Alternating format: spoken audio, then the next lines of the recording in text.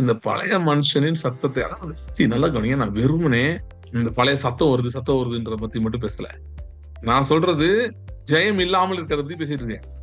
பழைய மனுஷனின் சத்தத்தை பற்றி மட்டும் பேசவில்லை, பழைய மனுஷனுடைய ஃப்ரூட்ஸ், பழைய மனுஷனுடைய கனிகள் அது வந்துட்டு இருக்கு. அதை நிறுத்துறது எப்படி?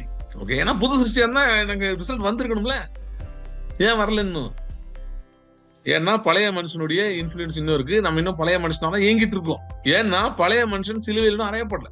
அதுக்கான டூல், முக்கியமான டூல் பாத்தீங்கன்னா மெடிடேஷன் ஆன் தி கிராஸ், சிலுவையின் தியானம். ஏன்னா சிலுவை நாம் தியானிக்க தியானிக்க தியானிக்க தியானிக்க தியானிக்க, சிலுவையில் அறையப்பட்ட கிறிஸ்துவை, நசரேயனாகிய இயேசுவை தியானிக்க தியானிக்க தியானிக்க, பவுல் சொன்னது போல சிலுவையில் அறையப்பட்டவர் அவர்கள் கண்களுக்கு முன்பாக பிரத்யட்சமாக்கப்பட்டிருந்தார்கள்.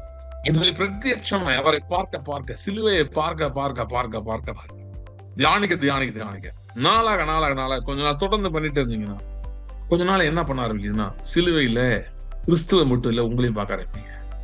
பவுல் சொன்னது போல கிறிஸ்துவனை கூட நானும் சிலுவையில் அறையப்பட்டிருக்கிறேன் அப்படின்றது ஏதோ பவுல் சொன்ன ஒரு கான்செப்டா, நான் சொன்ன ஆரம்பத்துல சொன்ன மாதிரி தியாலஜியா இல்லாம அதுவே உங்களுடைய ரியாலிட்டியா தெரிய ஆரம்பிக்கும், உங்கள் நிஜமாய். பழைய மனுஷன் அவனுடைய எல்லா கிரியைகளோடு அந்த ஆவி இல்லாத அந்த தன்மை, ஒரு பிரச்சனை வந்து அதான் மேற்கொள்ளுன்ற அந்த சிச்சுவேஷன், அந்த நிலைமை சிலுவையில் அறையப்பட்டிருக்கிறதை காண்பீர்கள்.